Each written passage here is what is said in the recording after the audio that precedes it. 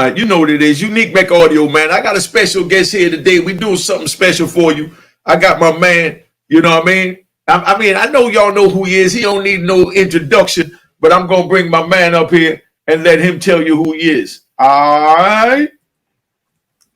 What's up, TBP? We out here. Salute to Unique Mecca Audio. Honor and a pleasure, my dude. All right, that's Bankey Pound. For those of you who don't know, let's give him a round of applause. Let's give him a round of applause. Hey. All right. 33 years of prison stories, man. We out here. All right. Now, I did 26 years in federal prison.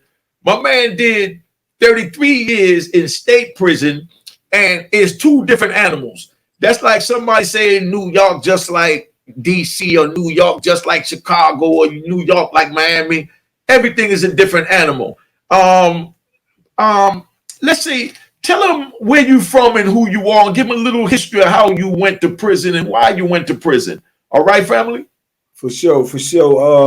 I'm Bankey Pound, man. I'm originally from DC, Southeast. Salute, Chocolate City. Man, I grew up, in the what you would call the projects in the city, man. And back in the 70s and 80s. In the 80s, DC was the murder capital of the world. I was young, playing sports, got into football, got into boxing. I excelled in both of them. But, coincidentally, since we talking to Unique, out there in New York, I got caught up with a dude that came down from New York. Shout out to John, man. I met this brother. He transferred from New York to DC and started going to school with me. Me and him got real cool. And we used to go out, hit the town, on the weekends and everything, go out to Georgetown, go to the Go-Go's and whatnot. And man, hanging out with him, New York is a little different from DC. A lot of dudes was into different things, man. He was into the stick-up game. And I ain't know nothing about the stick-up game. So, I got to hanging around with him, man, and we got to, sticking dudes up, man. We robbing the drug boys and, this, that, and the third. And we ended up getting chased one night by the police, man. And he ended up getting tore off. I ended up getting away. He ended up getting out of the situation, man. But his parents, was mad with him and they sent him back to New York. I never saw him again. Never seen him to this day.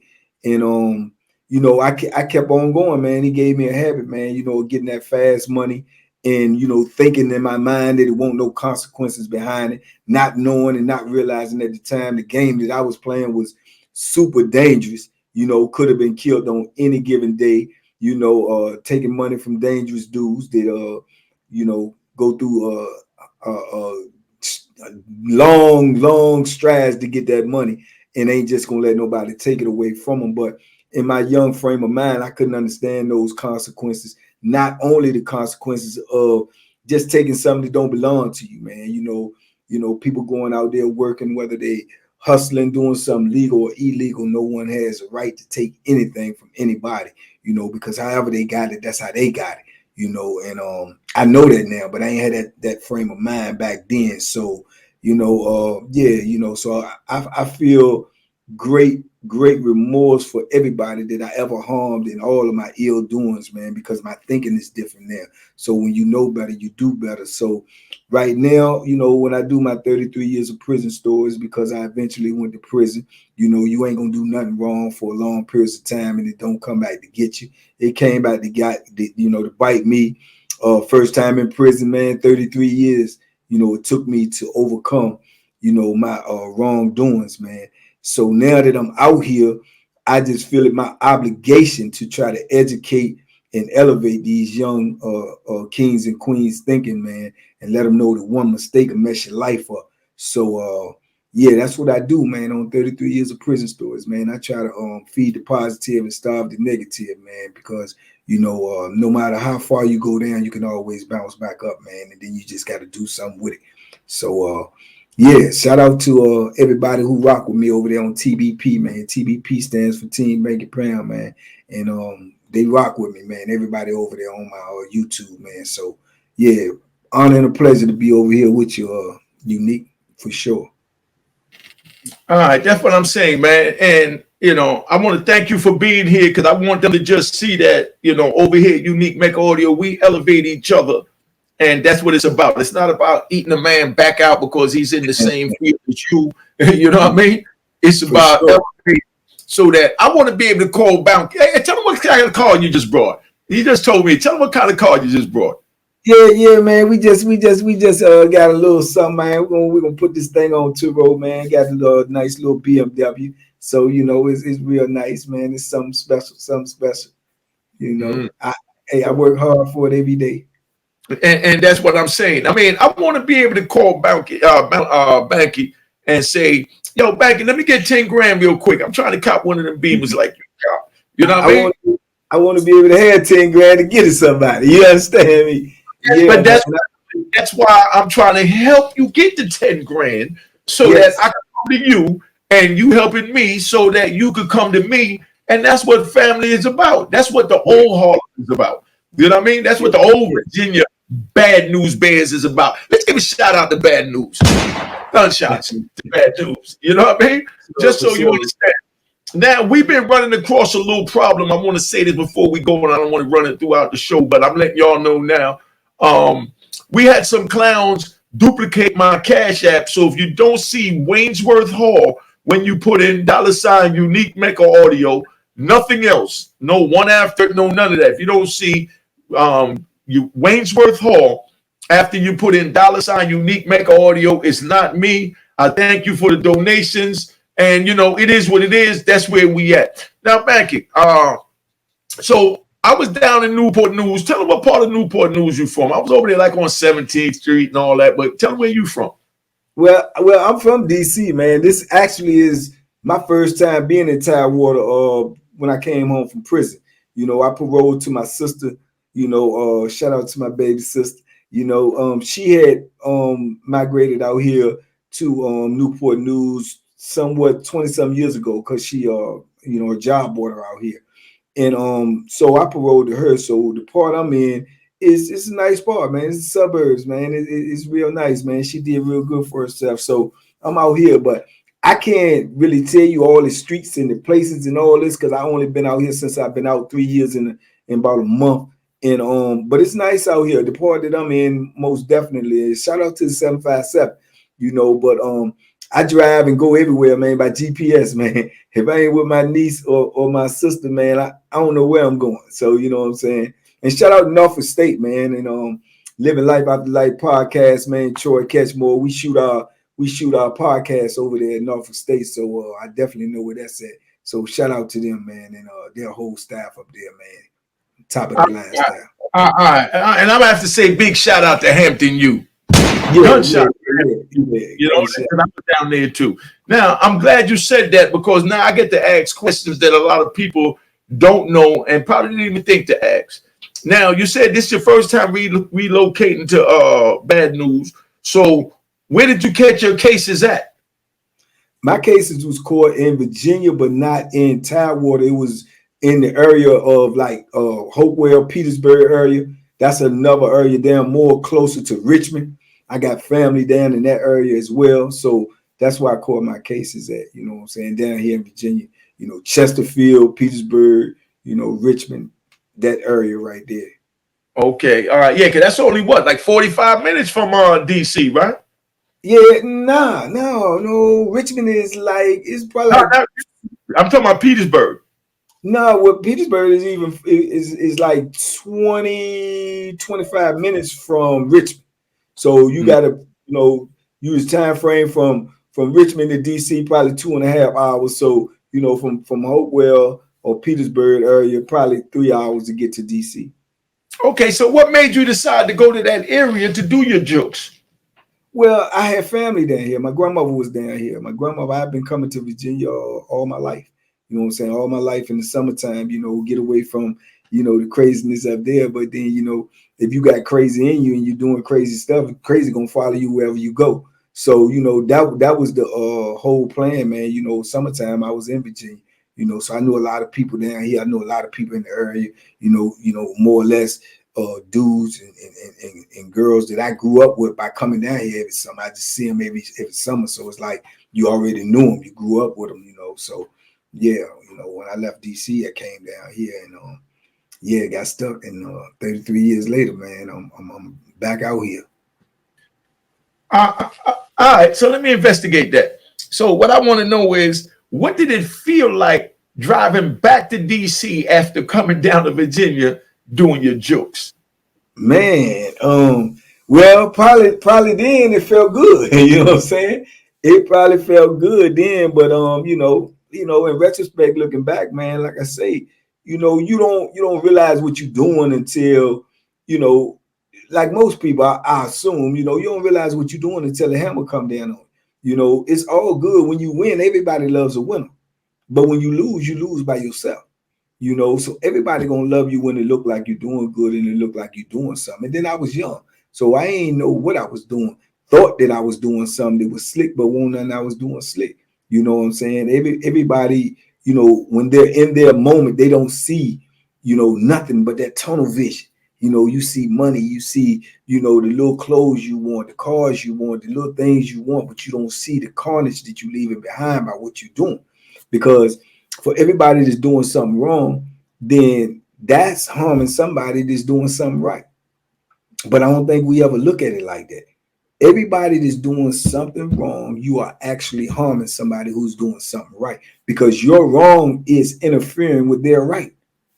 So, it's just a perspective, man, that you have to learn to look at things from. And I started looking at things from a different perspective when I was in prison. So if I would say prison did anything for me, it enlightened me.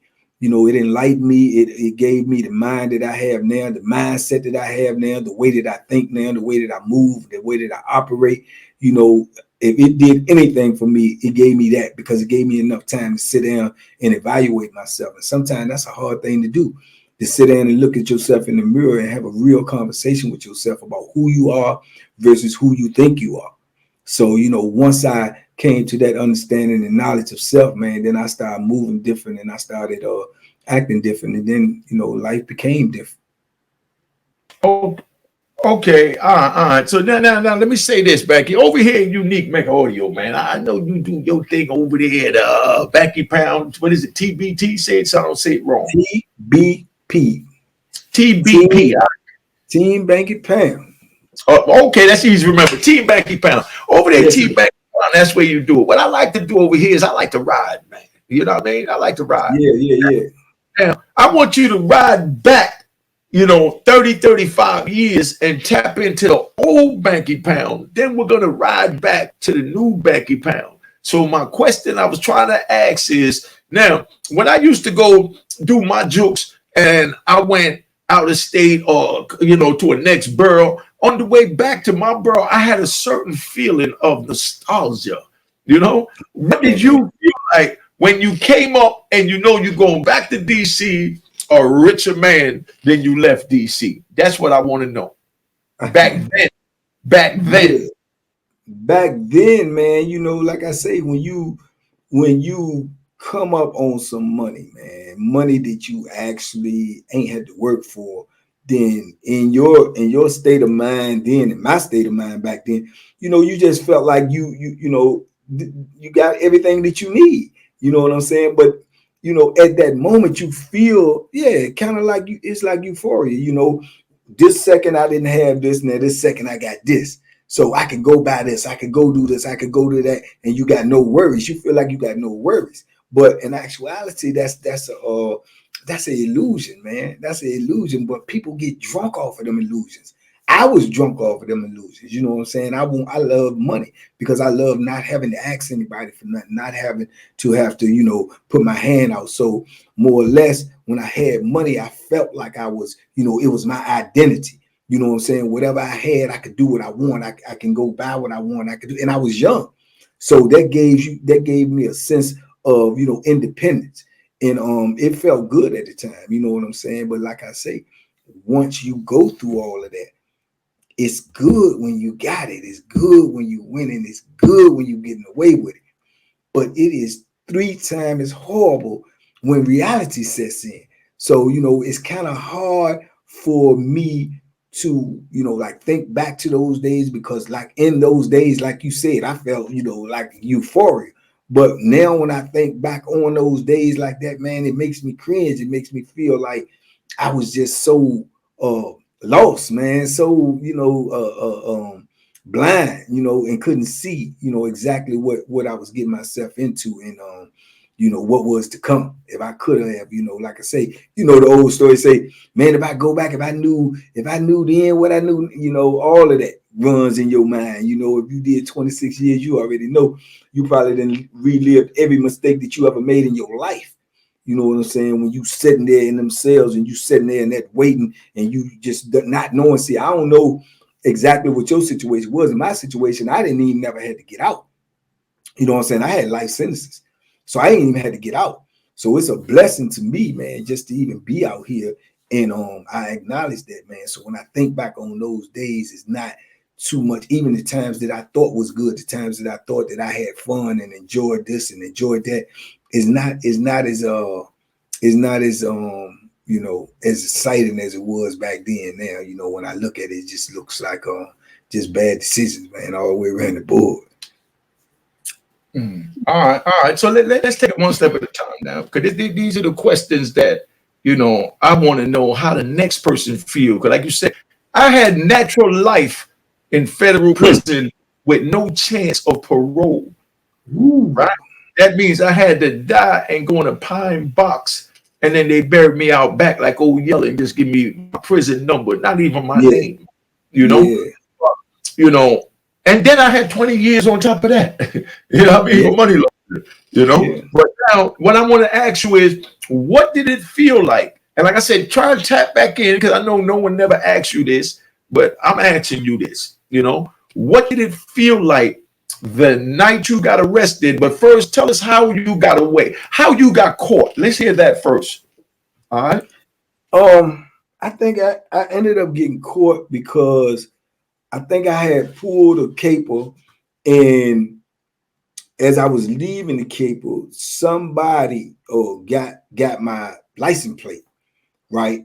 And they took the license plate and they turned it in, and the people traced the license plate.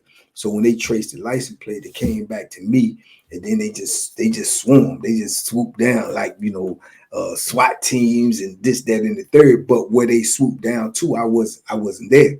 You know what I'm saying? They went to my mother's house, and they was just tearing up my mother's house, and went to my sister's house, and they was doing all of this crazy stuff.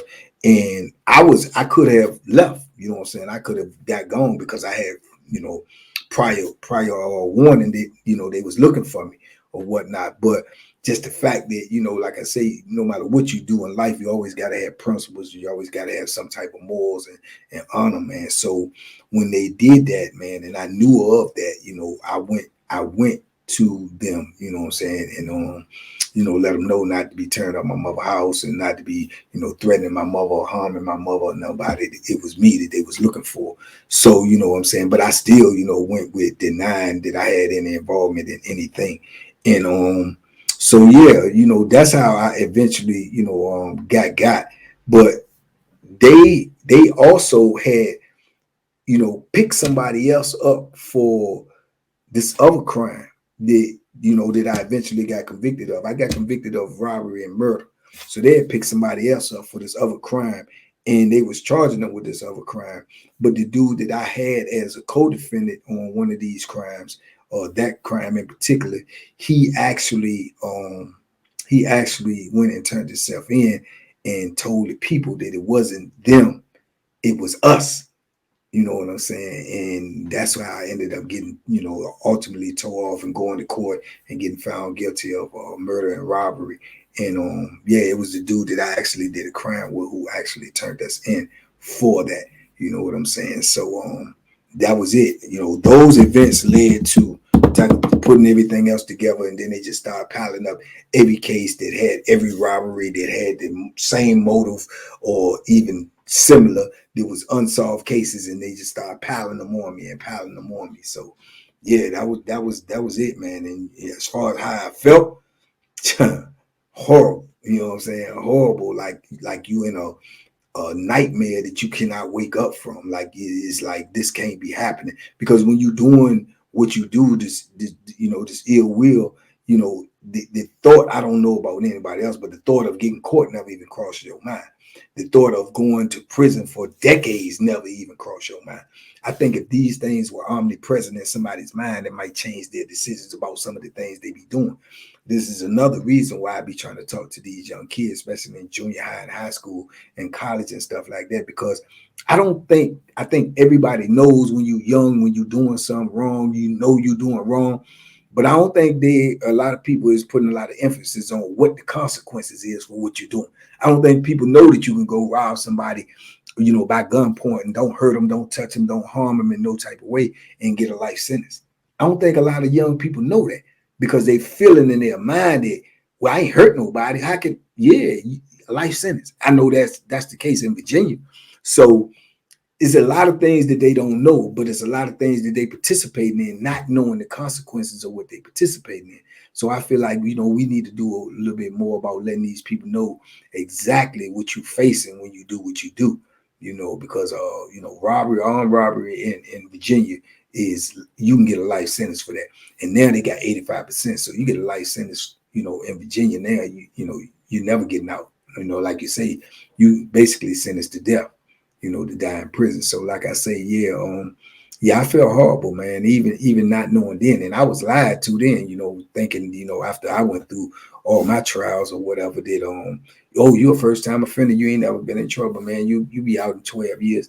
Nah, it ain't work like that. I was out 33 years later. So, it's a lot of lies, it's a lot of misinformation out there when it comes to, these courtrooms and these justice system and the committing of crimes. A lot of misinformation, man. So, we're trying to put some of that proper information out there, because when you got the right information, then you know what you're dealing with and you know how to conduct yourself. Okay, all right. So let me ask you this, if you can answer, because like I said, we don't put nobody on the spot. So now, you accept responsibility for your crimes, right? 100%, 100%. Ain't nobody make me do nothing. And that's another thing that people need to understand, especially these young people. Even if you with somebody, you guilty. If you go with somebody that's doing something and they do it, then you guilty as well. So, can't nobody make you do nothing. You have free thinking, man. And you control this vessel. You have to tell this vessel what to do and what not to do. I can't even speak without my brain telling me to open my mouth. So I take full responsibility for everything I did. You know what I'm saying? And I mean, if you ask me, I wouldn't have wanted to do 33 years. I don't think it took me 33 years for me to understand that, what I did was wrong, and, to make me a better person or a better man or a rehabilitated man after, as they say. But it is what it is. That was, what God had in store for me to do. You know what I'm saying? That's what my hand called for. So that's what I did. I did 33 years. It was just my job to survive. And being that I did, man, I just feel like I say it's my obligation, not to let nobody else go through it. If just by speaking, giving somebody the right information, it can save them, then that's what I want to do. I feel like a hater, man, is a person that go through something and then want to sit back and watch and see if the next man can get through. I feel like, a real person, man, an honorable person, a person of morals and principles, will go through something and he'll tell you and forewarn you that what's lying ahead for you. Just like we said about this, this YouTube thing, man. We supposed to help each other. We supposed to uplift each other, man. We supposed to, give out game. Knowledge is free, man. Give it away. You know what I'm saying? If you die with it, what good is it doing to anybody else but you? So knowledge is free, man. When you know something, man, you give it to somebody, especially when you see somebody got a thirst for it and you can help them, man. That's one of the greatest things that you can do, man, is, to help somebody, man. And it took me a minute to realize that, but now that I do, man, that's what I try to do. Oh, okay. I asked that. I asked that because I think the viewers would also like to know, and I like to know. Just tell us about one of the robberies you committed, if you don't mind. Just any one of the stick-ups. You just pick one. That way they could understand. I want them to understand the reason why I'm asking this question. I want them to understand the mind frame that we was at and where we at today, trying to help them to not go down where we was at yesterday. So if you could just pick any one of the robberies, just so they get an idea how it played out back then, so they know how. Like you said, DC was the murder capital of the United States. I was down there in Southeast then. Big shout out to Southeast. Big shout out to Southeast. You know, big shout out to the whole district. But I'm saying I got my most money out of Southeast. But yeah, give us one of them. Just pick one that that you're comfortable sharing with. You know. Yeah, man. Like I say, I can just off the top of my head, man. It's like maybe the night, like I say, that me and John ended up getting towed off. We was out there doing what we do. We out there looking around, walking around, man. And like I say, we was young. We was into some foolishness, man. And we look for, especially at this time, and hopefully no feelings get hurt, man. But at the time, man, it was a lot of pimps in DC, and the pimps was getting the money. You had the drug boys and you had the pimps, and the pimps was getting their money. So we was more or less we was targeting them pimps for a minute, man, because they had the flashy jewelry, they had the money, they had the cars or whatever, and they usually carried a lot of money on them. And this information I got from him. So man, we had a nice little like scheme, man, because we was young, we looked young, and we used to just try to catch them, man. We used to just watch them, and they be out there on the corners or whatnot. But more or less, sometimes they'll go into the alley, to relieve themselves, use the bathroom or whatever. So because they out there keeping their eye on their girls. So we would be like laid in the cut somewhere, man, and waiting for them to do that. And when they come back there, man, we just catch them and pull out on them and ask for the money, man, and hopefully they gave it to us, you know what I'm saying? But some of them, they might want to fight, they might want to do this, that, or the third, man. But we tried our hardest not to, ever had to bust nobody, but we have had to, crack somebody a couple of times. And we just take what we get, man, and roll out. So on this particular night, that's what happened, and that's how it went down. And we felt like we was home free, we was good. So we leaving, and we didn't got, blocks and blocks and blocks away. And we walking, and then as we walking, we walking down the sidewalk, and then like 2 blocks ahead of us, we see a cop car go by. So as we see the cop car go by, you think nothing of it, but it's a cop car. So as we get to the next block, then we see cop car go behind us. So that's when the paranoia set in. He was like, man, they trying to get us, man. They on to us. I'm like, nah. But in my mind, I was kind of paranoid too. So we keep walking. And as we hit the next block, as soon as we hit the next block, man, they just came from everywhere. All from behind us and everything. So we take off. I go one way, he go the other way.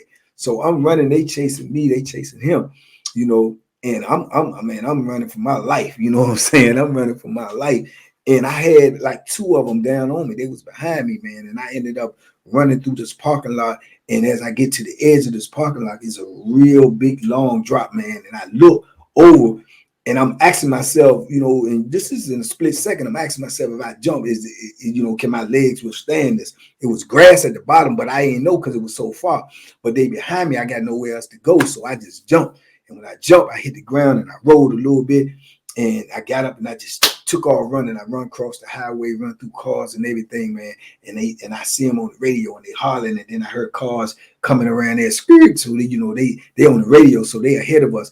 So they coming around there now. I'm still tired. So these ones is gonna jump out of the car. They're gonna be fresh. They coming behind me. Man, I run and I get in a little suburbs section and I'm jumping over, fences and everything. And I'm moving and I'm trying to get away. Man, I ended up in somebody's backyard, man. These people's backyard, and they had this big old long stairway, but up under the stairway, man, they had a lot of wood like that you put in a fireplace. So I get over there in the pile of wood and everything, and I just lay down, man, and I try to be quiet, and I'm up under the stairs, and it's fences everywhere. All these yards are fenced off, and I just lay over there and I start putting little pieces of wood and stuff across me, and I'm laying there, man, and I'm scared. My heart is pounding like I don't know what, and I could hear the radios all around me and the flashlights. I could see them. And I'm just steady, man. And then I heard dude got the dog out there and the dog is moving around. And I'm just paranoid and I'm praying. Man, I was so scared that, I think God was with me. I should have took that as a warning sign, man, because I laid there all night, man. I didn't get up till the next morning. You know what I'm saying? Because I was too scared to get up. I was scared if I got up and went out there, they was going to be waiting for me. So I got up that next morning and I went out there, man. And at the time, man, I was out there. I had on like, double everything. I had on 2 sweatsuits. So I took the top sweatsuit off, threw it away, and I hit the side of the road, man. And I started jogging and acting like I was a morning jogger, and in case anybody tried to stop me. And I had on a different outfit at the time than what they was looking for last night. So, man, I eventually got back, man. I got back home and, the next morning, man, I tried to, contact John and see what was going on. That's when I found out that he had, I actually got caught. But he was a, soldier, top soldier. He ain't, giving my name or nothing. So they never came to me. They never, questioned me or anything. And next thing I know, man, when we started back in school and everything, he won't there no more, you know what I'm saying? And I went to his house, maybe about a week or something later. And his parents told me that he ain't down here no more. He going back to New York. So I never saw him again, you know what I'm saying? But yeah, that was a crazy night, man, that I'll never forget, you know what I'm saying? I keep trying to remember his last name, man, see if I can look him up in this social media world and, wonder how his life turned out. Wonder if he's still alive, just a whole bunch of questions, you know what I'm saying, just to have a conversation with him, right? But yeah, that was a night there, man, that it should have changed my thinking. It should have let me know how dangerous what I was involved in was, you know what I'm saying? So yeah, I remember that night clear as day, man. All right. That's definitely an interesting one. Because I remember when I went to go rob a couple of dudes, I had to lay in the bushes for like hours, and sometimes they come home 5 a.m. I'm out there for evening, like the Indians sleeping. But we learned patience back then to get the bag, and that's what helped me, and it might have helped you when you got in prison as far as how to do the 3 decades, because people always ask, what was it like to do through 30 years? We just did it 1 second at a time. You know what I mean? That's it. I tell people all the time, you got to reinforce that. You don't just say in your mind, I'm going to do 26 years. I'm going to do it. I'm going to knock it out. You don't just say, I'm going to do 33 years. Nah, you have to reinforce that fortitude in you every day. I'm going to get through this day. Then I'm going to get through tomorrow. Then I'm gonna get through tomorrow. It's everyday grind, man, in prison. I know that's how it was for me. It won't like you just say, oh, I'm gonna do this. I'm gonna do I got a life sentence. I had 2 life sentences. I'm gonna do this. You know what I'm saying? Nah, you can't say that. You gotta say, I'm gonna do this day. I'm gonna get through this day. Ain't nothing gonna get in my way, ain't nothing gonna stop me. That's that. You know what I'm saying? That's how I'm going. But it's day by day. Absolutely day by day. Cheers, toast the crime, toast the crime, the crime, the crime, the crime.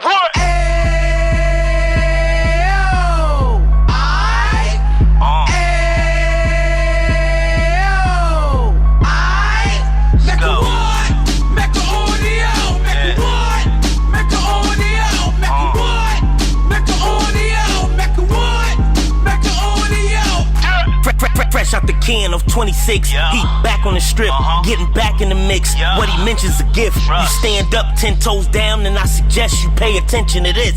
Real. Take a little gully posse and put it in Harlem. He cut from the bottom, came up from the bottom. Drop the book, you should go and get it. The Instagram page and the YouTube, you could go and visit. Yeah. Then you could consider yourself LinkedIn. Real. Sit front row and get Jews from a kingpin. How he went through it, so you ain't gotta go do it. To not pay attention would be stupid. Talking about a man that probably put your grandfather on. Probably the reason that him and your grams got along. A man that generated millions on the block, did his time, never squilling to the cops, Mecca audio.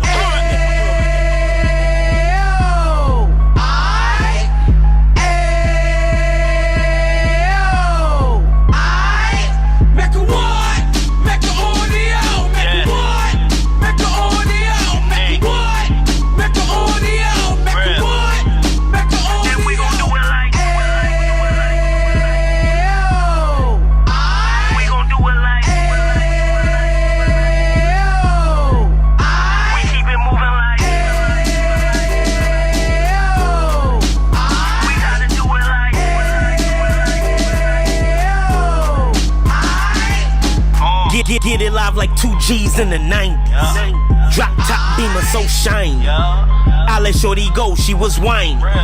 Treat her like my past, she behind me. Spend a couple bands on the Dapper Dan. You back again, getting green like a Packers fan.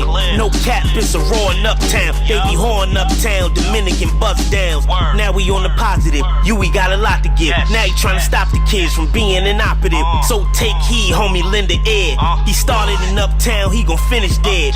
But now it ain't about selling drugs, buying cars. It's about buying property to make the community ours. So we can give back to the youth them, cause they the truth them. And bless up to all the rudiments.